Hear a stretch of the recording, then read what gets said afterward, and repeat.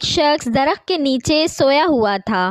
اچانک اس نے دیکھا کہ بچھو اس کی طرف آ رہا ہے تو وہ تھوڑا پیچھے ہٹ گیا۔ بچھو اس کے پاس سے ایسے گزرا جیسے وہ کسی کام سے جا رہا ہو۔ اس نے سوچا عجیب بات ہے کہ مجھے کچھ کہے بغیر یہ آگے کیسے چلا گیا۔ اس نے بچھو کا پیچھا کرنا شروع کر دیا۔ آگے گیا تو دریا آ گیا۔ بچھو کنارے کے آگے ایسے کھڑا تھا جیسے کسی کشتی کا انتظار کر رہا ہو۔ تھوڑی دیر بعد ایک پانی میں تیرتا ہوا پتا آیا اور اس کے پاس آ کر رک گیا۔ بچھو اس پر سوار ہوا اور پتا آگے چل پڑا۔ اس شخص نے چھلانگ لگائی اور اس بچھو کے پیچھے پیچھے تیرنے لگا۔ بچھو دریا کے دوسرے کنارے پر پہنچ گیا۔ جب بچھو دریا کے دوسرے کنارے پر پہنچا تو پتا رکا، بچھو اتر گیا، وہ شخص بھی کنارے پر آ گیا۔ بچھو چلتا ہوا دور ایک آدمی کے پاس پہنچا جو سویا ہوا تھا۔ قریب جا کر رک گیا۔ دوسری طرف سانپ آ رہا تھا۔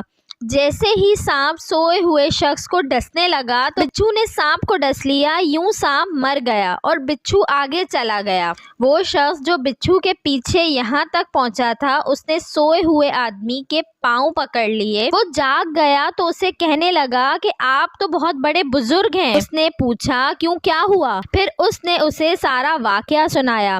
واقعہ سننے کے بعد اس نے کہا بھائی میں تو یہودی ہوں۔ اس شخص نے یہودی کو چھوڑا اور سر سجدے میں رکھ دیا اور کہنے لگا اے میرے مالک، تو ایک بندے کو بچانے کے لیے اتنا بڑا کارخانہ چلاتا ہے۔ حاصل کلام، اگر ہماری آنکھیں کھول دی جائیں اللہ ہمارے ساتھ کیا معاملات کر رہا ہے اور کہاں سے ہماری مدد کر رہا ہے تو ہم کبھی بھی سر سجدے سے نہ اٹھائیں۔ اے بندے تو کیوں پریشان ہے؟ تیری تقدیر میں جو لکھ دیا گیا ہے اس پہ راضی رہ، تیرا رب بہتر فیصلہ کرنے والا ہے۔ ویڈیو اچھی لگی ہو تو اس کو لائک کریں، شیئر کریں اور میرے چینل کو سبسکرائب کریں اور ساتھ ہی بیل آئیکن کو بھی پریس کر دیجئے تاکہ میری نئے آنے والی ویڈیو آپ کو مل سکے۔